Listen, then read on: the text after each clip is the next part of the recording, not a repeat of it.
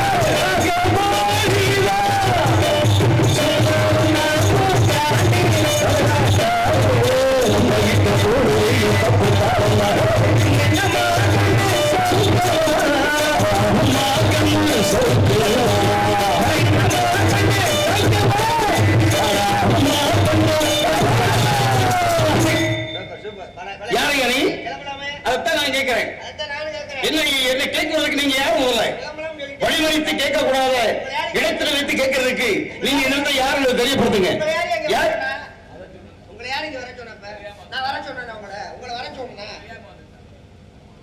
யாரு கேட்கறாங்க?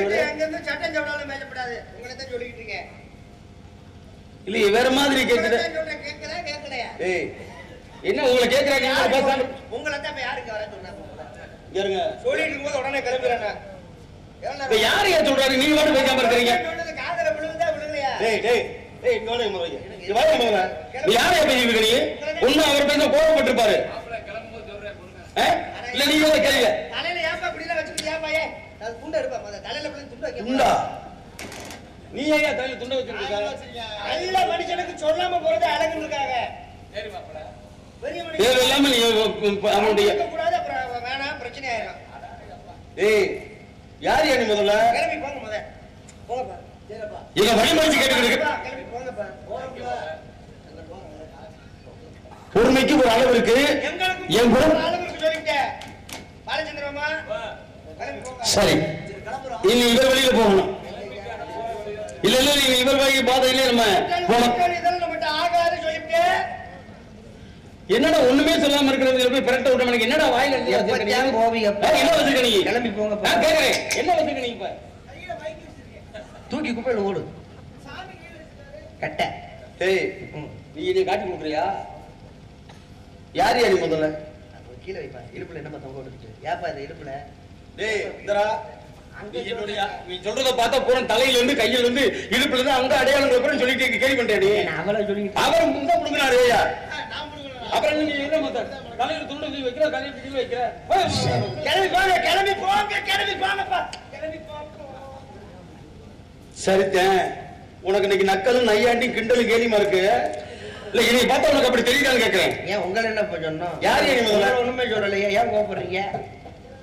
வந்தாரை வரவேற்பது வந்தமிழ் நாடகம் வச்சு செய்தீங்களோ அந்த 4 பேர்த்த வச்சுக்கிட்டு எங்கிட்ட காட்டுறீங்க உங்க வித்தைய. நான் அவங்கள தான் சொன்னேன். எவ்வளவு ஒண்ணு தெரியுமா? 4 பேரை வச்சுக்கிட்டு நீ வித்தை காட்ட முடியும். உன்னை வச்சுக்கிட்டு நான் வித்தை காட்டுவேன். பாப்போம் பார்க்கலாம். யார் யார் இப்ப வித்தை காட்டுறா? பாப்போம்யா.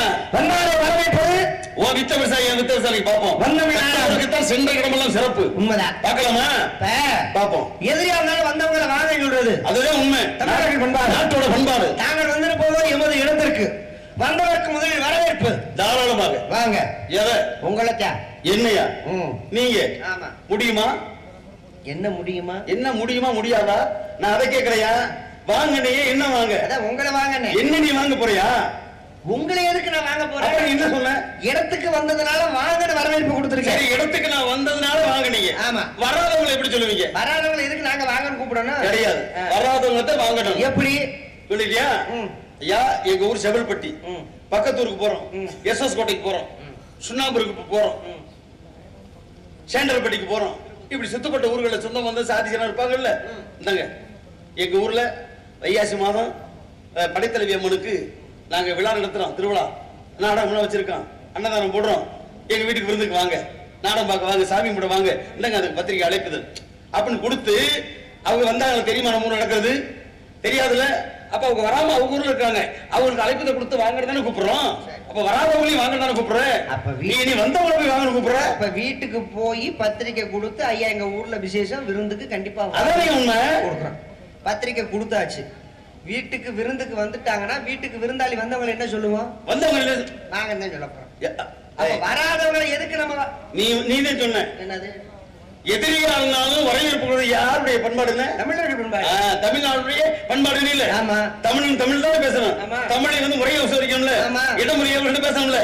அப்படி சுத்தமான தூய தமிழ் பேசக்கூடிய இருந்தா என்ன செய்ய? வந்தவர்களே ஐயா வாருங்கள், தாங்கள் யார், எதற்காக வந்தீர்கள், என்ன விஷயம் வந்தீர்கள், தெரிஞ்சவர்கள் தெரியாதவங்களை இப்ப அவனுக்கு தெரியாது முன்ன பின்ன அப்படின்னு அப்படிதான் கேட்கணும். வாருங்கள், தாங்கள் யார், என்ன விஷயம் வந்தீர்கள், என்ன காரணம், அப்படித்தானே கேட்கணும். இது நல்லா இருக்குல்ல? எப்படி? வீட்டுக்கு யாராவது விருந்தாளி வந்தாங்கன்னா வந்த விருந்தாளியை பார்த்து விட்டு ஆமா வாருங்கள், தாங்கள் எதற்காக வந்தீர்கள், ஏன் வந்தீர்கள் அப்படின்னு பேசணும். நம்ம லூசுன்ற மாட்டாங்க. நீங்க என்ன 1946 இருக்கீங்க, 2025க்கு வாங்க. வந்தவங்களை வாருங்கள். நான் கேட்கிறேன், இங்க இருக்கவங்க நீ அறிவியல் நினைச்சு பேசுறியா இல்ல வேற மாதிரி நினைச்சு பேசுறியா? எல்லாரும் அறிவாளியே தான். ஏன்னா 1946 இருக்கிறீங்க, 2025 வேணா 1946 பெத்த தாய் அம்மானு தானே கூப்பிட்டோம், 2025 அம்மானு தானே கூப்பிடுறோம். இல்ல அன்னைக்கு 1946 வந்து அம்மானு கூப்பிட்டு இன்னைக்கு ஐத்தியான கூப்பிடுறோம். முட்டாள்தனமா பேசிருக்கோம் பேச்சு. நாங்க முட்டாள்தனமா பேசுறோம். அவன் பேச அப்படித்தானே இருக்கு. உங்க வாயாலேயே இப்ப நான் மாத்தி பேச வைக்கவா? எங்க பேச வைக்கிற? 1946 எப்படி அம்மானு கூப்பிட்டோம், இப்ப 2025 இப்ப அம்மானு தானே கூப்பிடுறோம். இப்ப கோத்தாங்கறாங்க. இந்தரா உன் பேச்சு சரியில்லை, உன் பேச்சு சரியில்லை. இப்ப நீங்க தான் சொல்லுங்க. எவனோ இங்க பாருங்க, நல்லா பேசிக்கீங்க. அல்ற சோறு இருக்குல்ல, அத்தனை உள்ள போதா இல்ல? எத்தனை தவறுது வாய்க்குள்ள பருக்கையே தவறும் போது வாழ்க்கையிலேயே மொழியோ வார்த்தையை தவறுவது தவறு கிடையாதுடா. அது எங்கிட்ட ஒரு பக்கம் தவறி பேசலாம், அதுக்காக எல்லாத்தையும் ஒட்டுமொத்தமா பேசக்கூடாது. நடக்குது உலக நடப்ப நான் சொல்றேன். நடப்ப பத்தி என்ன சொல்லாத. நான் கேக்குறேன், ஊர்ல உலக நடப்ப நான் பார்த்தேன். வாங்க உங்க வழிக்கு நான் வரேன். எங்களை நிக்க வச்சு இவர் வேலை வைப்பாரா? இப்ப நீங்களே மாட்டிக்கிட்டீங்களா? ஊர் முழுக்க உலகம் முழுக்க போறேன் நானும் நீங்க தான் சொல்லிருக்கீங்க. ஆமா, தேசங்கள் தோறும் பாஷைகள் வேறு. இப்ப ஒவ்வொரு ஊருக்கு போனா பாஷைகள் வேறு. இப்ப 1946 அம்மாவா அம்மா இப்ப 2025 இப்படி கூப்பிட மாட்டாங்க, இப்ப இப்படிதான் கூப்பிடாங்க நான் சொல்றேன். இப்ப தேசங்கள் தோறும் பாஷைகள் வேறு, நீங்க தான் சொல்லிருக்கீங்க. சரி பாப்பா. இப்ப கோயம்புத்தூருக்கு போயிட்டோம், அங்க போனா எப்படி பேசுவாங்க? ஏன்னா இப்பதான் வந்தீங்களாக்க என்ன அம்மணி மலை சொன்னி அம்மணி மலை கொடுத்துருக்கேன்னா அங்கேயே வாங்க இருந்து வந்து சாப்பிட்டு போட்டு போட்டுக்கிட்டு போகணும் அப்படின்னு வாங்க. இது வந்து கொங்கு பாசை. நல்ல வாங்கன்னா போங்கன்னு ரொம்ப மரியாதையா பேசலே வந்துடும். இது கொங்கு பாசை. இப்ப நம்ம திருநெல்வேலிக்கு போயிட்டோம்ங்க. ஆமா, அங்க எப்படி பேசுவாங்க? அது நெல்லை மாவட்ட பேச்சு வேற மாதிரி இருக்கு. ஏடா ஏடா உம்பாடுக்கிட்டு வண்டி கட்ட போட்டுல வண்டி நாள போட்டுங்களா அப்படின்னு அது போட்டா இதா போட்டு பேசுறது வந்து திருநெல்வேலி பாசை. திருநெல்வேலிக்கு ஆமா. இப்ப நம்ம மதுரைக்கு வந்தாச்சுங்க. ஆமா, எங்கேயும் நம்ம சொல்ல வேணாம், மதுரை பக்கம். மதுரைக்கு வந்துட்டா, மதுரைக்கு வந்தா எப்படி பேசுவாங்க? மதுரை பாசை வந்து தனித்துவமா இருக்கு. என்ன மாப்பிள்ள ஏடா இது ஒரு வார்த்தை அழகான எங்க போன அப்படின்ற மாதிரி நடைமுறை வேற மாதிரி கொஞ்சம் தனித்துவமா இருக்கும். பாத்தீங்களா, இது மதுரை பாசை. ஆமா. இப்ப சென்னைக்கு போயாச்சுங்க, அங்க போனா எப்படி பேசுவாங்க? சென்னை போது நீங்க ஏன் சிரிக்கிறீங்க? முக்காவாசி பேர் சென்னை தான். நம்ம அண்ணன் சரவணன் அவரும் சென்னை தான். நாளைக்கு இரவு கிளம்ப போறான். ஆமா, வேணாயா? இல்ல நானு இதுவரைக்கும் நெல்லை பாசை பேசினேன், மதுரை பாசை பேசினேன், கோயம்புத்தூர் பாசை பேசினேன். எனக்கு சென்னை பாசையை பேசும்போது எனக்கு மனசு சங்கடமா இருக்கு. சும்மா சொல்லுங்க. இல்ல இல்ல என்னைய கொண்டு மாற்றி விட்டு போல தோணும். இப்ப நீங்க தானே என்னைய சொன்னீங்க, அப்படி எல்லாம் என்ன முட்டாப்பை மாதிரி பேசுறேன். நீங்க தானே. நான் பேசலடா, என்னை பேச வச்சிராதே நான் சொல்றேன். பேச வைக்கல, நடப்ப சொல்லுங்க தான் சொல்றேன். அதை ஏயா கேக்குறேன்? டிசம்பர் மாதம் சென்னைக்கு எங்க மதுரை தமிழ்நாடு நாடக நடிகை சங்கத்தில் தேர்தல் முடிச்சு நாங்களே ஜெயிச்சோம். அப்ப தென்னிந்திய நடிகை சங்கத்திலே நாங்க அங்கத்தினர்கள் தலைவர் நாசரை போய் பார்த்து இந்த ஆண்டு விழா அழைப்பதில் கொடுத்துட்டு வரலாம்னு நாங்க கமிட்டி இருந்து போனோம். 4 பேர் போனதானே விஷயம். போய் எக்மூர்ல இறங்கணும், சென்ட்ரல் போய் இறங்கலாம். இறங்கி முடிச்சு அவர் சொன்னாரு, அன்னைக்கு ஆந்திர துணை முதல்வர் பவன் கல்யாணுடைய திருமணம். அந்த திருமணத்துக்கு அவரு 10:30 மணிக்கு எனக்கு வந்து ஹைதராபாத் போகணும்பா தம்பி, ஃபிளைட்டுக்கு நான் போகணும் மீனம்பாக்கத்துக்கு, நீங்க கொஞ்சம் படக்குன்னு ஒரு 10 மணிக்குள்ள வந்துருங்கன்ட்டாரு எங்களுக்கு.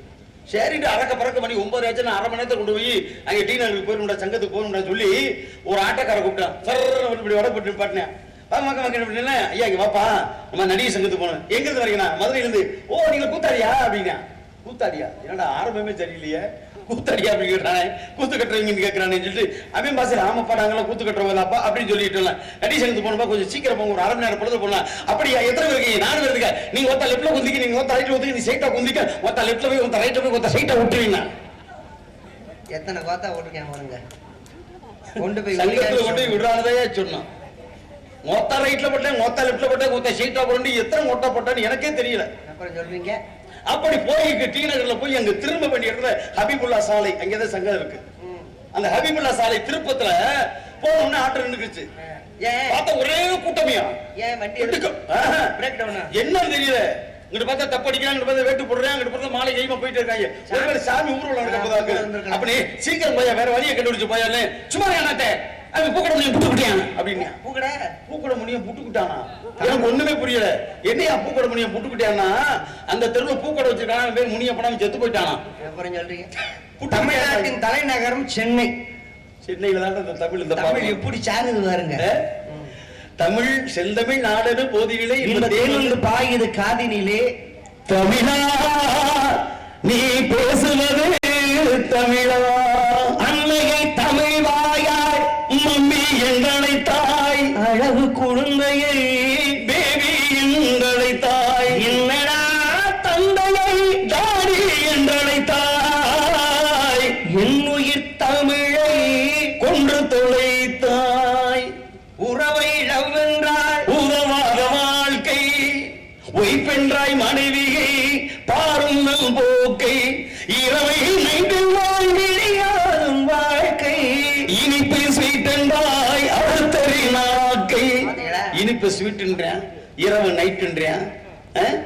கொண்ட நண்பனை ஃப்ரெண்டு என்பதா, கோலத்தமிழ் மொழியை ஆங்கிலம் என்பதா, கண்டவரை எல்லாம் சார் என்று சொல்வதா, கேள்வி கண்டவரை எல்லாம் வணக்கம் சார் சொல்வது கண்முன்னே தாய்மொழி சாவது நல்லதா, பாட்டனின் கையிலே வாக்கிங் ஸ்டிக்கா. ஸ்டிக்கா வாக்கிங் ஸ்டிக்கா எனக்கு தேவையில்லை. பாட்டியின் உதட்டிலே டிக்கா. கிழட்டு முண்டை கூட அப்படிதான் தடை வித்துறா. செவனுக்குள்ள பாருங்க பெஞ்சாரத்துல கிளவியார் குமரியான்னு தெரியாது, பூரா உதட்டுல சிவப்பு சாயத்தில் லிப்டிக்க போட்டுக்கிட்டு இப்படி சிரிக்கிட்டு செம்பட்ட மசல், இங்கிட்டு பார்த்தா ஒரு மாதிரி செம்பட்டா இருக்கு, இங்கிட்டு பார்த்தா வெள்ளையா இருக்கு, இங்கிட்டு பார்த்தா பச்சையா இருக்கு. என்ன பண்ணாலும் நமக்கே தெரியல. உன்ன போறது குமரி பிள்ளையால கெட்டு பண்ணி ஒண்ணுமே தெரிய மாட்டேங்குது. கார குழம்புல மண்டையை விட்டுருக்குங்க உள்ள, அதனால அப்படி மண்டை தெரிஞ்சிருக்கு. பாட்டியின் உதட்டிலே லிப்டிக்கா, வீட்டிலே பெண்களின் தலையில் அரிப்பனா, வெள்ளைக்காரன் தான் நமக்கு என்ன அப்பனா, தமிழா பேசுவது தமிழா. இதை எழுத பாடின ஒரு திருவுடையான்ற ஒருத்தர் அற்புதமா போட்டிருப்பாரு. நம்ம ஆளுங்க இப்படி பாடலாம் கேட்கறதே இல்லை. நான் நிறைய விட பாடி இருக்கேன். இருந்தாலும் இந்த பாடலாம் மொழிக்கு முக்கியத்துவம், உயிரோட்டமான பாடல். அதனால எதை எங்க எப்படி இடம் பொருளை பார்த்து பேசுறது தம்பி. அதனால நீங்க பேசுறது என்கிட்ட சரியா பேசுங்க. ஹிந்தி ஆங்கிலம் என்பது தேவைதான். ஆமா, அது ஒரு உப்பு மாதிரி. ஆமா, தேவைப்படும் போது தயிர் மாதிரி போட்டு பழஞ்சிட கூடாது. நல்லா இருக்கு, சலிச்சு புளிச்சு போயிடும். ஆனா தாய்மொழி தமிழ் மொழிங்கிறது எப்படி என்று ஒருத்தன் தாய்மொழியை படிக்கிறானா அவன் பெற்ற தாயை பழித்ததுக்கு சமம். பாத்தீங்களா? ஆமா, ஒரு பிள்ளையத்தை கூட ஒரு அம்மா அடிச்சுக்கிட்டு இருக்கு, பட்டு பட்டுன்னு அடிக்குது. நான் நாளத்துக்கு போயிட்டு பேக்கத்துக்கு ஓரமா வச்சுட்டு ஏன்னா பிள்ளை போட்டு அடிக்கிறவனுக்கு எல்லாம் அறிவு இல்லையா? தவறு செஞ்சா தாய் கண்டிக்க தாயை செய்வேன். அப்படிதான் நானும் கேட்டேன். எதுவும் தப்பு பண்ணிட்டான், அது எப்படி கிடையாது, பிள்ளை தப்புல பண்ணல, அப்புறம் எதுக்கு அடிச்சானு? அதானே 50,000 ரூபாய் செலவு பண்ணி ஆங்கில மீடியத்துல சேர்த்திருக்கேன் பிள்ளைய. மெட்ரிகுலேஷன் பிள்ளையா சேர்த்திருக்கேன். என்னையா மம்மின்னு கூப்பிடாம அம்மானு கூப்பிடுறேன். அப்புறம் தூக்கி போட்டு மிதிக்காம முடிச்ச வீடா அந்த பொம்பளை தானே கொண்டு தமிழ் தாய் கண்ணை கோயில் வச்சு கும்பிடணும்டா. அம்மா நேரம் கட்டி விட்டு பிள்ளை வந்து அம்மான்னு சொல்லுதாக்க, இதுக்கு வருத்தப்பட்டு அடிக்கிறா. மம்மின்னு கூப்பிட மாட்டேங்கிறான். மம்மிண்டா செத்த இறந்தவர்களை பாதுகாக்கப்படக்கூடிய பாதுகாப்பா வைக்கிறாங்கல்ல, பாடம் பண்ணி வைக்கிறோம்ல, அந்த இதுக்கு பேரு தான் மம்மின்னு அர்த்தம். எகிப்துல போனத மம்மின்னு தான் சொல்லுவாங்க. அந்த நாட்டுல மட்டும் இல்ல, பொதுவாவே அந்த காலத்துல இறந்தவர்களை வந்து குளுமைன்னு சொல்றோம் இல்லையா, அந்த குளுமைக்குள்ள வச்சு இறக்கி படி பூமிக்குள்ள புதைப்பாங்க. அது சில நாட்டுல வந்து இந்த உருவம் இருக்குமா, அதாவது பாடம் பண்ணி வைக்கிறது சொல்லுவாங்க. அதுக்கு பெயர் தான் மம்மி. மம்மி. இப்ப யாராவது மம்மின்னு கூப்பிடுங்க, போய் இறக்கி போய் கூப்பிடாதீங்க. ஏடா அப்படி கூப்பிட்டு அம்மா நேரம் வந்து அடிச்சா பொம்பளை, இதெல்லாம் நாட்டுல நடக்குது. சரி இருக்கட்டும். ஆக மொத்தத்தை மொழிக்கு நீங்க முக்கியத்துவம் கொடுக்குறீங்க, நான் பாராட்டுறேன். நீங்க அதே மொழிக்கு முக்கியத்துவம் கொடுக்குறீங்க, அதுக்கு கொடுத்தீங்க. ஆனா வாருங்கள்ல வாங்க நினைக்கிறீங்க, போய் அவன் பட்ஜெட் ரொம்ப இருக்கு. எங்க இடத்துக்கு இடத்துக்கு வந்துட்டு எது உங்க இடம்? இந்த இடம் உங்க இடம் இருக்கு. உண்மையை சொல்லு. எங்கடா போய் பேசுறேன்னு சொல்லுங்க. ஏன் போய் பேசுறேன்? எங்களுக்கு சொந்தமான இடத்துல எதையோ உங்க இடம். இந்த இடம் எங்களுக்கு சொந்தம். ஏன்டா இங்க இருக்க அறிவியல் நினைச்சு என்னன்னு பேசுறடி? என்ன புத்தி வேலை செய்யறே உனக்கு? எங்களுக்கு புத்தி வேலை செய்யுது. ஏன்டா இங்க நின்னுட்டு போது ஓரேன்னு பங்க போய்ட்டா? ஏங்க இடம்னா அந்த மட்டும் தானமா? சுத்தி இருக்கிறது பூரா எங்க இடம்? இந்த செவல்பட்டி மண்ணிலே படைத்தலைவி வாசலிலே இங்க இருக்கவங்க பூரா ஏன் இடம் ஏன் இடம் ஏன் இடமே அப்படின்னு உட்கார்ந்து வச்சுக்க, காலைல யாரும் வீட்டுக்கு போக முடியாது. அதுக்கு என்ன செய்யறது? அங்கனே உட்கார்ந்து குத்த வச்சுக்கணும் இருக்க வேண்டியது. சரி. அதனால உலகம் என்பது இயக்கம், பூமியே இயங்கிக்கிட்டு தானடா இருக்கு. அப்புறம் ஏதோ இடம் இடம் சொந்தம். ஒரு சட்டப்படி வர்க்கப்பட தட்டுக்கட்ட மனிதனுக்கு 8 அடி சொந்தம். ஆடி எனக்கு வாழ்க்கையிட 6 அடி நிலவே சொந்தம். 4 அடி 2 அடி கட்ட கையை சொல்லாங்க. உலகத்துல இன்னைக்கு உலகத்திலே பார்த்தா சுருக்கமாக மனித ஜனத்தொகை பெருகி போச்சு. இயந்திரத்துக்குள்ள மிஷின்ல கொடுத்து அந்த பக்கம் அரைச்சு முடிச்சு அரிசி இறக்க மாதிரி அரைச்சு சாம்பலை கொண்டு வந்து வெளியில இருந்தப்பா பிடிப்பான்னு கொடுக்குறேன். அது நம்ம சாம்பலா அடுத்த சாம்பலா நமக்கே தெரியாது. அதானே உலகம். இன்னைக்கு அதை காட்டி நாகரிகம் வளர்ந்து போய் நடமாடும் தகன வாகனம் கைபேசியில் இப்படி பட்டன அனுக்குனீங்கன்னா வீட்டு வாசல்ல வந்து நிக்குது எரிக்கிற வாகனம். 4 பேருக்கு நன்றி, அந்த 4 பேருக்கு நன்றி. 4 பேருக்கு நன்றி சொல்ல வேண்டிய அவசியம் இல்லை. 4 பேர் தூக்குறதுக்கு வந்தா தானே. இப்ப இங்க வந்துருச்சு, ஒரு நாள் தூக்கி கொண்டு வைக்கிறேன், அங்கேயே எரிச்சு இந்தப்பா பிடிப்பா கலையத்துல முடிச்ச சாம்பல மிச்சத்தை குடுறா அப்படின்னு வாங்கிட்டு போயிடுறேன். இப்ப எப்படி சொல்லுவேன்? இப்ப பாட்டை மாத்திரலாம். எப்படி? வண்டி ஓட்டுபவருக்கு நன்றி, எரிக்கிற வண்டி ஓட்டுபவருக்கு நன்றி. நல்லா எனக்கு வருது. ஏன் தெரியுமா? இப்படித்தான் இன்னொன்று இருக்கிற 2050 ஒரு திட்டம் அறிமுகப்படுத்த போறாங்க. அப்படியா? என்ன திட்டம்? ஒரு பணத்தை எரிச்சா ஒரு பணம் இலவசமா எரிப்பாங்க. அப்ப இன்னொரு வம்பால அடிச்சு கொள்ளணும். அப்படி போய்கிட்டு இருக்கா உலகம் சுருங்கி. ஒரு மனிதனுக்கு 3 பிரதானம். என்ன உடம்பு உடுத்த விட இயற்கை இருப்பிடம் போதும். ஆமா, இதுவே போதும்னு ஒரு மனுஷன் நினைச்சு வாழ்ந்தா இந்த வாழ்க்கை சொர்க்கமான வாழ்க்கை. 3 போதும் அதை ஒண்ணு பாட்டிட்டா எல்லாரும் நல்லா தான் இருப்பேன். ஐயா 3 முடக்கிறேன், அப்புறம் 3 6 ஆகுது, 6 9 ஆகுது, 12 ஆகுது, 12 மணிக்கு மட்டை ஆகிறாங்க. என்ன செய்ய சொல்ற? ஒரு வீடு கட்டுறதுக்கு முக்கியமா எவ்வளவு இடம் தேவைப்படும்? எப்படி ஒரு வீடு கட்டணும் தம்பி? ஒரு விஷயம் தெரியுமா? 8 அடுக்கு மாளிகை கட்டிக்க, 8 அடுக்கு மாளிகை மாடி வீடு கட்டிக்க. ஒரு மனிதன் தன்னை மறந்து தூங்கும் பொழுது உருண்டு புரண்டு போய் படுக்கக்கூடிய இடம் 8க்கு 8 தான். அவ்வளவுதான். அதை நீ எவனாலும் சரி, ஏங்க நாங்க தூங்கிக்கிட்டே இருக்கோம், நம்ம 8 மாடி வீடு கட்டிருக்கோமே, அப்படி தூங்கிக்கிட்டே இருக்கிறமே, பாதிச்சாமத்துக்கு தூக்கத்துல இருந்து வேணா காணா போய் 4 மேல படுத்துக்குவானா? ஒருவேளை தூக்கத்துல நடக்கிற வியாதியா கூட இருக்கு. இல்லையே, அதெல்லாம் கிடையவே கிடையாது. அந்த இடத்துல விழுந்து சாகணும். புரியுதா? அம்பானியா இருந்தா. அதனால நீ தன்னை மறந்து தூங்கும் போது நீ என்னவே உருண்டு புரண்டு பாரு. 8க்கு 8 இது அகலம் நீளம், இதுக்குள்ள நீளம் வரல முடியுமே தவிர வேற ஒரு அடி கூட உன்னால முடியாது. அதத்தான் சொன்ன, சட்டப்படி பார்க்க போனா தட்டுக்கட்ட மனிதனுக்கு 8 அடி சொந்தம்னா. அப்ப நீங்க சொன்னது போல ஒரு மனிதனுக்கு 3 பிரதானம். இதுதான் உண்மை. இருக்க இடம், உண்ண உணவு, உடுத்த உடை, 3 தேவை. போதுமா இல்லையா? போதும். அந்த மாதிரி எங்களுக்கு இந்த 3 போதும். என்ன 3 போதும்? இருக்க இடம், உண்ண உணவு, உடுத்த உடை. எங்களுக்கு 3 போதும். உங்களுக்கு போதும். சரக்கு சைடிஷ் கப்பு போடா முட்டா பேல. அப்படி இல்லையா? ஆணவம் மாயை கண்மம். ஒரு மனிதனுக்கு ஆணவம் என்ற அகங்காரம், மாயை என்ற புரியாத புதிர்கள், கண்மம் என்று சொல்லக்கூடிய மும்மடத்தை அடக்கூடிய தன்மை எங்கிட்ட இருக்கு. உங்களுக்கு அந்த 3 எங்கிட்ட இருக்கு. அந்த 3 உங்ககிட்ட இருக்குல்ல, அதனாலதான் இன்னும் 3 வெளியில கொடுத்துருக்க. கல்வி, செல்வம், வீரம். அப்ப நீங்க யாரு? நாரத மகரிஷி என்பார்கள். யாரு? நான் தான். நீங்க தானே? ஆமா. என்ன பத்த ஐயா?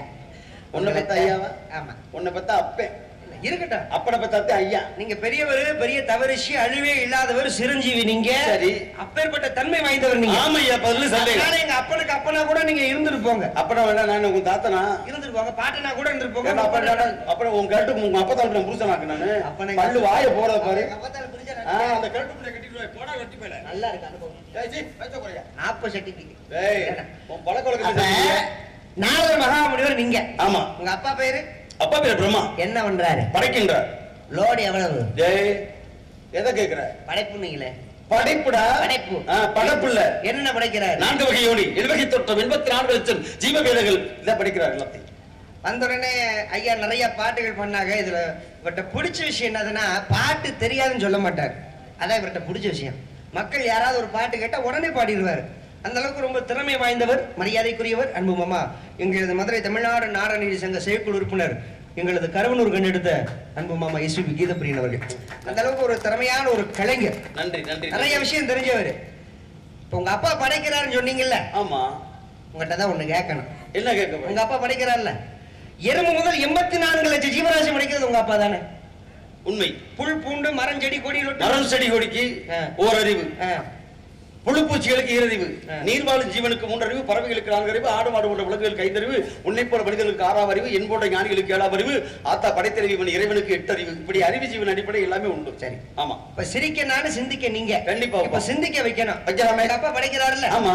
உங்க அப்பா படைப்புல ஒரு மரம். சரி. மரத்துக்கு 12 கிளைகள். ஓஹோ. ஒரு கிளைக்கு 30 இலைகள். ஓ. அதுல ஒரு வாதி கருப்பு, மறுவாதி வெளுப்பு. அது என்ன மரம்? சொல்லு. இது இங்க தெரியுதா பாரு. மரம். மரம் தானே? ஆமா. இல்ல எத்தனை கிளைகள் இருக்கு? தெரியாது. எத்தனை இலைகள் இருக்கு? தெரியாது. வெளுத்து இருக்கா? தெரியாது. கருத்து இருக்கா? தெரியாது. அப்புறம் என்ன கேக்குற கூட்டு போய் எல்லாமே தெரியாது தெரியாது. அப்புறம் எப்படா இருக்கு நீ சொல்றது?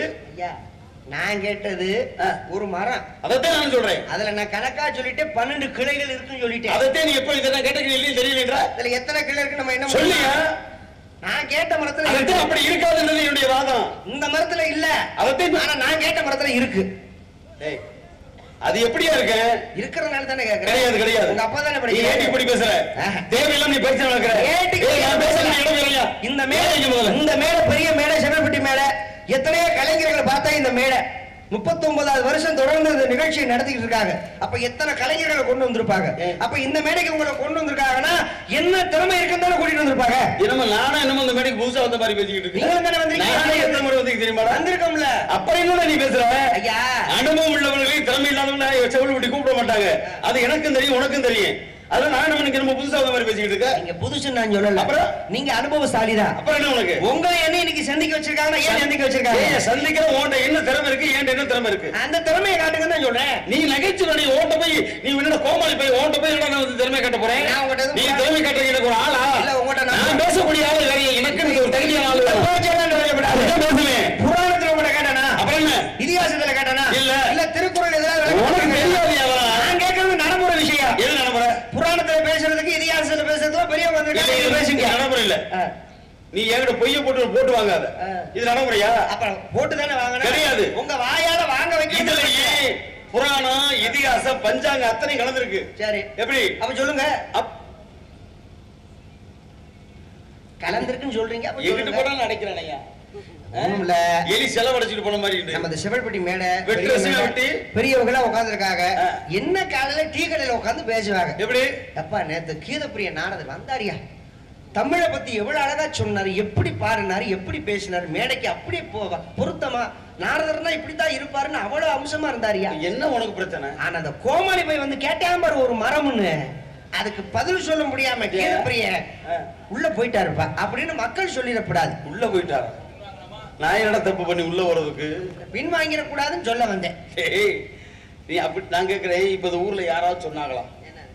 நீ ஏன்டா உங்களுக்கு காட்டி கொடுக்குற, போட்டு கொடுக்குற? போட்டு கொடுக்கல. காலையில பேசினா கொஞ்சம் நல்லா இருக்கும். அப்ப அதான் பேசாதவங்க பேச வைக்கிற. காலையில கீதப்பிரிய நாரதர் சரியில்லைன்னு உங்களுக்கு சொல்லணும். இது உனக்கு ஆசை. நீ தெரியும்டா. அப்படி இளமர கைமேல குத்தி காட்ட போதே நான் சொல்றேன். அந்த அளவுக்கு திறந்தாலும் அவனு பெற மாட்டேன். நீங்க கேள்வி கிட்ட பதில் அறிவு தர வேலை சொல்றேன். இப்படி சொன்னியா மரம் என்ன? அது மரமா? நான் கேட்கிறேன். அது மரமே கிடையாது. நீ மரத்தை சொல்லி அப்படியே சுத்தி வச்சு என்கிட்ட போட்டு வாங்க பாக்குற. அது மரம் கிடையாது. ஒரு மரம் என்பது என்ன தெரியுமா? என்ன? ஒரு வருடம், ஒரு ஆண்டு என்பது. சரி, 12 கிளைகள் அப்படின்னா ஒரு ஆண்டுக்கு 12 மாதங்கள் வந்துச்சா? சரி, ஒரு கிளைக்கு 30 இலைகள், ஒரு மாதத்துக்கு 30 நாட்கள். சரி, அதுல ஒரு வாதி கருப்பு, ஒரு வாதி வெளுப்புனா வளர்வரை தேய்வரை. இதுல 15 நாள், அதுல 15. அப்ப ஒரு மரம் என்பது ஒரு வருடம், 12 கிளைகள் என்பது 12 மாதங்கள், ஒரு கிளைக்கு 30 இலைகள் என்பது 30 நாட்கள். அதுல ஒரு வாதி கருப்பு, ஒரு வாதி வெளுப்புனா வளர்வரை தேய்வரை என்பது. இதை நீ கேட்டக்கூடாது பதில். இது மரமா? இது மரமான்னு கேட்கிறேன். விசில் அடிச்சேன்னா மூக்க கடிச்சே புரிஞ்சுக்கிட்டாங்க. கை தட்டாங்க. உனக்கே பொறாம இருங்க. இல்ல உனக்கு ஏன் பொறாமன்றேன். அதான் இருத்தா கை தட்டாதா. சரியா சொல்லுங்க. அப்படித்தான் தட்டணும். இருங்க ஆனா இருனே கொஞ்சம் கை தட்டி ஊசி பேச்சு விடுங்க. அதெல்லாம் சரி நீங்க சொன்னதெல்லாம் ஒத்துக்கிறேன். ஒரு மரங்கிறது ஒரு ஆண்டு. ஆமா, ஒரு ஆண்டுக்கு 12 கிளைகள் என்பது 12 மாதங்கள். ஒரு மாதத்துக்கு 30 இலைகள். ஒரு கிளைக்கு 30 இலை என்பது 30 நாட்களை குறிக்கும். அதுல ஒரு பாதி கருப்பு மறுபாதி 15 நாட்கள் வளர்பிறை என்பது 14 நாட்கள் தேய்பிறை என்பது. இப்ப நான் ஒரு சின்ன சந்தேகம், கோச்சுக்க மாட்டீங்களே. ஓ சந்தேகத்தை நீ என்ன வேணா கேட்டுக்கலாம். என்ன கேட்டாலும் சொல்லிவிடுவேன். என்ன கேட்டாலும் சொல்லுவேன். ஐயா கொஞ்சம் நல்லா சிந்திச்சு பாருங்க. எல்லாம் படிச்ச மேதைகளை உட்கார்ந்திருக்கீங்க. ஒரு வருஷத்துக்கு எத்தனை நாள்? பொது கணக்கு பிரகாரம் பார்த்தா 365. பொதுவா சொல்றது அதுல 365 காலும் உண்டு, 365 அறையும் உண்டு. ஆனா பொதுவா சொல்றது எல்லாரும் வருஷத்துக்கு எத்தனை நாள்? 365 நாள். சரி, ஒரு வருஷத்துக்கு 365 நாள். ஒரு மாசத்துக்கு எத்தனை நாள்? பொது கணக்கு என்பது 30 நாட்கள். 31 உண்டு, 32 உண்டு, 28 உண்டு, 29 உண்டு. பொது கணக்கு பிடி கொடுக்காம நழுவுறாரு. அதுதான் மாசத்துக்கு நாள் 30 நாள்பா. இப்ப நான் கேட்கிற ஒரு எடுத்துக்காட்டுக்கு இந்த பிப்ரவரி மாதம் சொல்றீங்களே அது 28 தான் வரும். 29 ஒரு முறை பார்த்தா 29 வரும். ஆவணி மாசம் பாருங்க 32 தேதி வரும். அப்ப இதெல்லாம் எங்க போறது? அதனால பொது கணக்கு மாத்திரம் 30 நாட்கள் ஒரு மாசம். ஒரு மாசத்துக்கு 30 நாள். எப்பயுமே பொதுமை எதுவோ அதை நம்ம தெரியப்படுத்தணும். அப்ப ஒரு மாசத்துக்கு 30 நாள். ஆமா ஐயா, நல்லா கவனிச்சுக்கோங்க. ஒரு மாசத்துக்கு 30 நாள்னு சொல்லியிருக்காரு. ஆமா. ஒரு வாரத்துக்கு எத்தனை நாள்? ஒரு வாரத்துக்கு 7 நாட்கள். அதுல மாட்டுக்கிறது கிடையாது. ஒரு வாரத்துக்கு 7 நாட்கள். 8 நாள் சொல்ல முடியாது. 7 நாள் தான் கிடையாது. ஒரு மாசத்துக்கு எத்தனை வாரம்? 4 வாரம் தான். ஒரு வாரத்துக்கு 7 நாள்னா ஆமா, ஒரு மாசத்துக்கு 4 வாரம். ஆமா, 4 வாரத்துக்கு எத்தனை நாள்? என்ன நாளில 28 நாள் தானே. ஆமா, ஒரு மாசத்துக்கு 28 நாள் தானே வருது. ஆமாயா. அப்ப அத மீதி 2 நாள் எங்க போச்சு?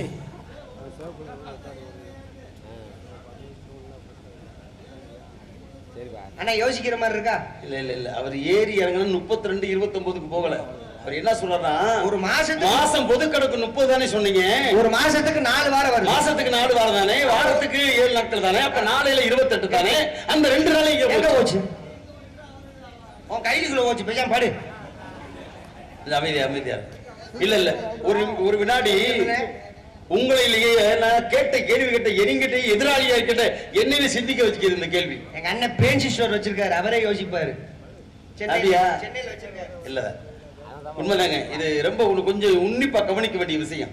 இப்ப 4 7 28. ஏத்தா இப்ப கை தட்டிட்ட தம்பி. எனக்கு கை தட்ட மாட்டியா? தட்டாது, எனக்கு தெரியும். அதெல்லாம் கூட பிறந்தது. அப்படியா? சரி, விஷயத்துக்கு வருவோம். 4 7 28.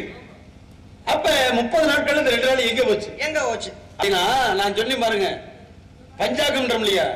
இந்த பஞ்சாங்கம் எதை வைத்து அப்படின்னா பூமியினுடைய இயக்கத்தை வச்சுதான் நம்ம கணிக்கிறோம். காலக்கணிப்பு. அப்படி காலக்கணிப்பை நான் சுழற்சி முறையில் பார்க்கும் பொழுது அதைத்தான் சொல்ல பஞ்சாங்கம் என்ன அர்த்தம்? பஞ்சுனா 5. அது வடமொழி சொல்லு. 5 விதமான அங்கங்களை கொண்டது. நாள், திதி, வாரம், யோகம், கரணம் என்பார்கள். இந்த 5ம் சேர்ந்ததுதான் பஞ்ச அங்கங்களை கொண்டதுக்கு பெயர் பஞ்சாங்கம். இப்ப கணிக்கிறான். அப்படி காலக்கணிப்பு எழுதும்போது என்ன பண்ணுவாங்கன்னா திதிகள் கணக்கு போடுவாங்க. திதிகள் என்பது 14. இது வளர்விலையும் உண்டு, தேய்விலையும் உண்டு. இப்ப ஒண்ணும் கிடையாது. நேற்று அமாவாசைன்னு வச்சுக்கோங்க. இன்னைக்கு பார்த்திபன் சொல்றோம் இல்லையா, அது பேர் பிரதமை. இந்த பிரதமையிலிருந்து திதி வந்துகிட்டே இருக்கும். பிரதமை, திதியை, திருதியை, சதுர்த்தி, பஞ்சமி, சஷ்டி, சப்தமி, அஷ்டமி, நவமி, தசமி, ஏகாதசி, துவாதசி, திரையோதசி, சதுர்த்தசி. 14 வந்துருச்சா? இந்த 14 திதி வளர்பிறையிலும் உண்டு, தேய்பிறையிலும் உண்டு. 14 எவ்வளவு வந்துருச்சு? 28. மிச்சம் 2 நாள் வேணும்ல? அதுதான் ஒரு நாள் அமாவாசை, ஒரு நாள் பௌர்ணமி. இதான் கணக்கு. சொல்லியா? யோசிக்கணும். திதிகள் அதைத்தான் அப்படி கணக்கு போட்டு பஞ்சாங்கத்தை கணிச்சாச்சே. இதுக்கு விடை கண்டுபிடிக்க முடியும். யோசிக்கணும். சும்மா மொட்டை மீது கொட்டை இதுக்கு பதில் சொல்ல முடியாது. நல்ல விஷயம். திதிகள் 14 28. அதுல அமாவாசை என்பது 29, பௌர்ணமி என்பது 30. இதான் கணக்கு. சரியா? இது மக்களுக்கு ஒரு விழிப்புணர்வு. கண்டிப்பா தெரியப்படுத்தணும் இல்லையா? நல்ல விஷயம். எனக்கு நீங்க ஒண்ணு தெரியப்படுத்தணும். வரும்போது சத்தம் கிடைச்சு 2 பொம்பளை பிள்ளை வந்திருக்காங்க. 2 பொம்பளை எதுக்கு வந்தாங்க? காவலுக்கு. ஏன்டா வந்தாங்க? எதுக்கு வந்தாங்க? காவலுக்கு. ஓ வேலை இங்க காட்டாதீங்க. காவலுக்கு வந்து என்ன காவல்? திணை காவல். அப்படியா? ஆமாங்க. வர சொல்லு. உன்ட தங்கை வெள்ளி 100 ஆள் குழி. பார்க்கலாமா? பாப்பா வர சொல்லியா?